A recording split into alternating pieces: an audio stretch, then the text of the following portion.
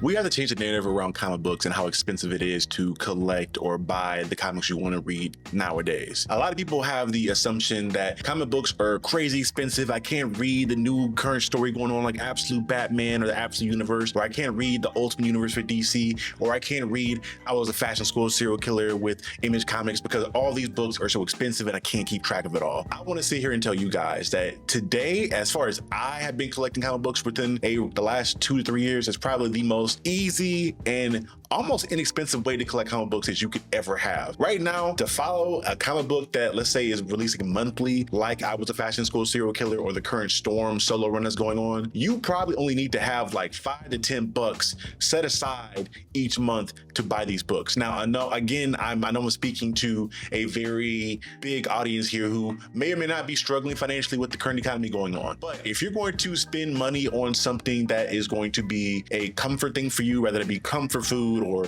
a brand new video game or anything like that, and you still have an interest in comic books, just use some of your play money for that. And it's probably cheaper than a lot of the other things you would buy. Like, again, video games are like 60 to 70 bucks now. If you put aside that $5 to $10, I promise you'll be able to pick up the Storm run or anything else relatively easy. Each comic book that are single issues that at least I've been experiencing when I've been buying comics the last 2 to 3 years really seriously have been $4.99 to maybe $6, and it only ever gets up above that if I'm buying a variant issue or a special edition cover, like a black and white cover where you can sketch your own cover on there, or a variant cover that is drawn by a famous or talented artist. Those are the only times I ever have experienced a book being over like $5 to $6, unless I'm at a convention. If you're at a convention, then maybe you're buying for the whole exclusivity of the whole thing there. But at your local comic book shop, you can buy books relatively cheap there. It's even just get away from how expensive they are. And the next thing I hear is that how inconvenient it is to buy books. People don't have time each week or every day to go to the comic book shop to check on books. Well, if you go to your local comic book shop, at least for the one I go to, Oxford Comics and Games in Atlanta here, shout out to them, that's the fam. They and most other comic book shops I experience have this thing where you can set up an account with them